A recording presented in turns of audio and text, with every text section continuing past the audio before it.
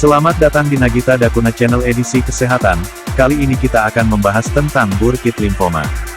Burkitt limfoma atau limfoma Burkitt adalah jenis limfoma non-Hodgkin, yang tumbuh sangat cepat dan agresif. Kondisi ini biasanya dikaitkan dengan gangguan sistem kekebalan tubuh. Penyebaran sel kanker pada limfoma Burkitt bisa terjadi ke semua bagian tubuh, termasuk otak dan sumsum tulang belakang. Burkitt limfoma bisa terjadi pada semua kelompok usia, tetapi lebih sering terjadi pada anak-anak. Penyakit ini sering dikaitkan dengan infeksi virus, seperti human immunodefficiency virus atau HIV dan virus Epstein-Barr atau EBV. Ada 3 tipe Burkitt limfoma. 1. Endemic Burkitt limfoma. Endemic Burkitt limfoma adalah jenis Burkitt limfoma yang terjadi di wilayah Afrika. Jenis ini sering dikaitkan dengan penyakit malaria kronis dan infeksi EBV. Bagian tubuh yang paling sering diserang oleh endemic Burkitt limfoma adalah tulang wajah dan rahang. Namun, pada beberapa kasus, usus, ginjal, ovarium, dan payudara juga bisa diserang. 2. Sporadic Burkitt limfoma. Sporadic Burkitt limfoma adalah Burkitt limfoma yang terjadi di luar wilayah Afrika. Kondisi ini paling sering dikaitkan dengan infeksi EBV.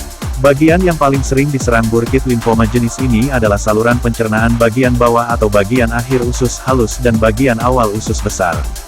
3. Immunodefficiency related lymphoma. Immunodefficiency related lymphoma adalah Burkitt limfoma yang terkait dengan kelemahan sistem imun.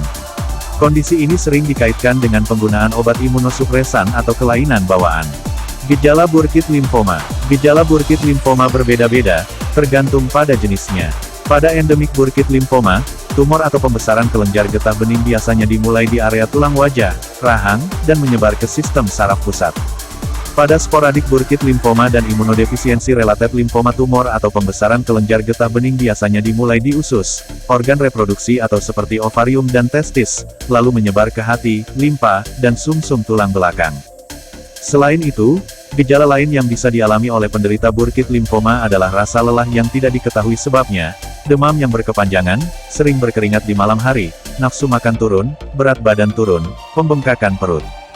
Penyebab Burkitt limfoma. Belum diketahui penyebab pasti dari Burkitt limfoma. Namun, infeksi virus Epstein-Barr atau EBV dan human immunodefficiency virus atau HIV, sering dikaitkan dengan kondisi ini.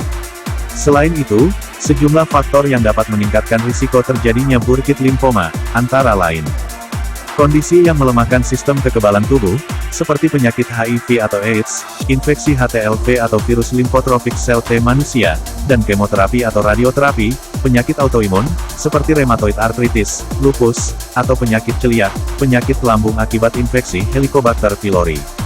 Meski termasuk penyakit yang berbahaya, Burkitt limfoma tidak menular dan tidak diwariskan atau diturunkan dari orang tua. Kapan harus ke dokter? Lakukan pemeriksaan ke dokter jika Anda mengalami pembesaran atau benjolan di wajah, rahang, leher, atau perut, terlebih jika disertai keluhan yang disebutkan di atas. Jika Anda memiliki kondisi yang memengaruhi sistem kekebalan tubuh, seperti HIV atau AIDS dan penyakit autoimun, lakukan kontrol rutin ke dokter untuk memantau kondisi Anda.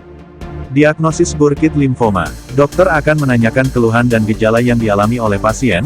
Setelah itu, dokter akan melakukan pemeriksaan fisik, terutama di area kepala, leher, dan perut, untuk memeriksa pembengkakan kelenjar getah bening di area-area tersebut.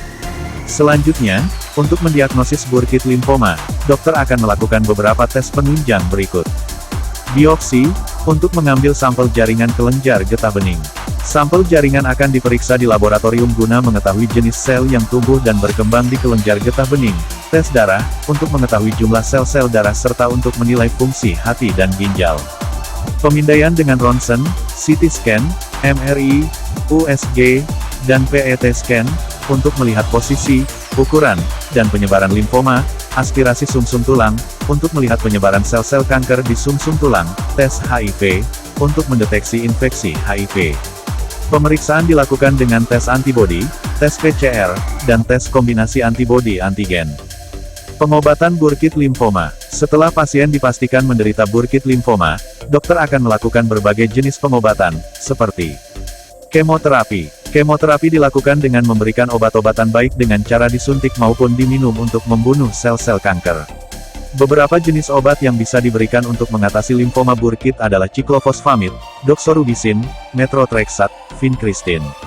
Obat-obatan ini bisa diberikan sebagai terapi tunggal atau kombinasi. Obat-obatan, obat golongan antibodi monoklonal, seperti rituximab juga bisa diberikan untuk mendorong sistem imun bekerja lebih baik untuk menghancurkan sel-sel kanker. Radioterapi, radioterapi dengan menggunakan sinar X dapat dilakukan untuk membunuh sel-sel kanker.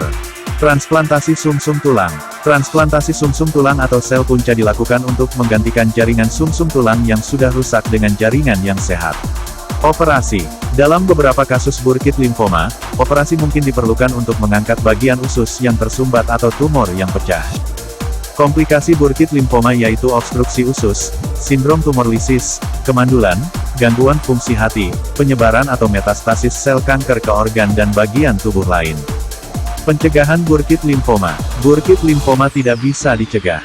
Namun, ada beberapa langkah yang dapat dilakukan untuk menurunkan risiko terjadinya burkitt limfoma, yaitu melakukan hubungan seks yang aman dan tidak menggunakan nafsa untuk mencegah penularan HIV atau AIDS, melakukan pemeriksaan ke dokter secara rutin jika memiliki penyakit autoimun atau mengonsumsi obat imunosupresan untuk jangka panjang.